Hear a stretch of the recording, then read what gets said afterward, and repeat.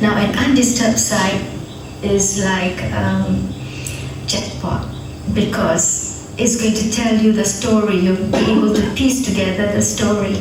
And to get an undisturbed Paleolithic site is rare. The Paleolithic period is also known as the Stone Age, where stone tool technologies were the foundation of this ancient culture. During Paleolithic times, the culture revolved around stone as the raw material, and the technology for stone tool was the basis of their culture. For archaeologists, a discovery like this may come just once in a lifetime. Kota Tampan has revealed many insights into the minds of these ancient tool makers, about their choice and understanding of materials and their techniques. We can now then give them the sharpest edge, and they also flaked it in such a way that they could use it for Fascinating glimpse into the world of Stone Age Kota Tampan. But they were still in the dark about how long ago these tool makers had been at work, and why the workshop had been abandoned. Then Professor Datuk Zuraina made a breakthrough discovery that would eventually reveal the whole story of Kota Tampan.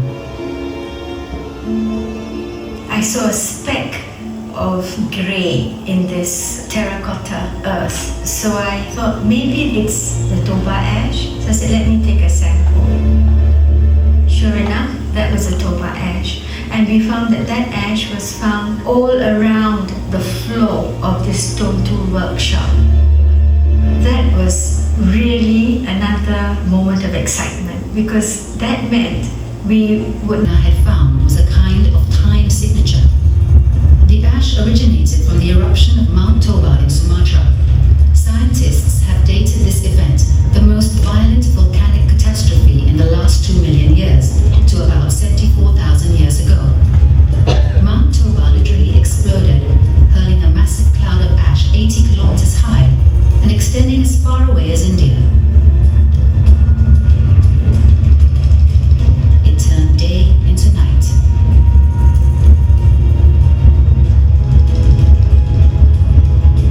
Kota Tampan is just 250 kilometers from Mount Toba, so the eruption would have devastated the world of the tool makers here, forcing them to leave behind their workshop and tools. World. More than 30 archaeologists from around the globe descended upon Kota Tampan to see for themselves the startling evidence of such an ancient Paleolithic site in its original context. One of the scientists fascinated by Datuk Zuraina's discovery was human geneticist Stephen Oppenheimer, an expert on human migration. Kota Tampan is one of those places where there are stone tools found, and they're in a very specific context. When I mean context, that means the surrounding material.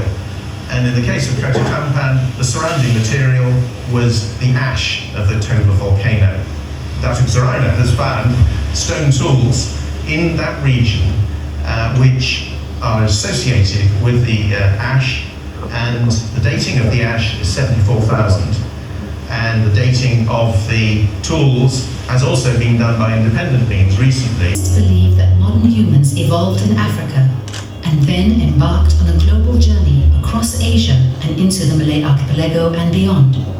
The dates for the tool-making workshops at Kota Tampan had played a crucial part in the understanding of human migration. All over Lenggong Valley, Malaysian archaeologists are unearthing evidence of ancient lifestyles. Another dramatic discovery was made at Bukit Bunong, where Dr. Mokhtar Saidin discovered a Stone Age hand axe. Yang menyebabkan batuan asal di kawasan berkenaan lebur membentuk batuan baru. Rocks like this can be dated, and they determined that the hand axe itself had been made at a later date.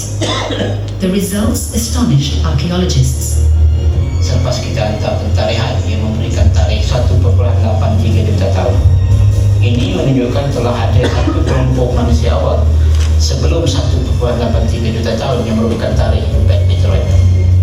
This remarkable time span makes the Lenggong Valley one of the most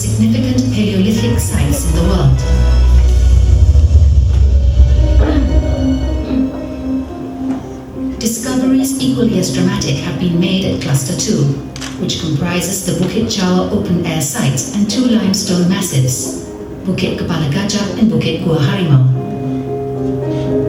Bukit Jawa has evidence of in-situ open-air workshops and stone tools that date back to 200,000 to 100,000 years ago. Plenty of stone tools have now been discovered in the Lenggong Valley, but for a long time archaeologists found no trace of the ancient people that made them.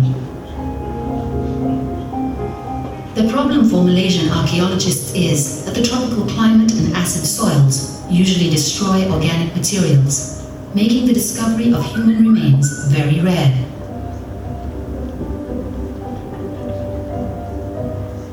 But the team did not give up.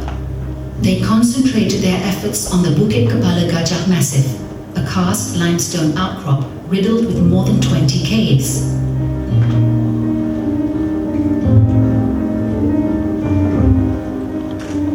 For our ancient ancestors, caves were refuges.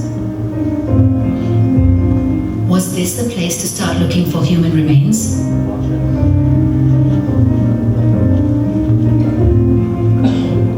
One cave in particular caught Professor Datuk Zuraina's attention. It is called Gunung Runtuh. It is 150 meters above sea level, with a luxury of 3 entrances.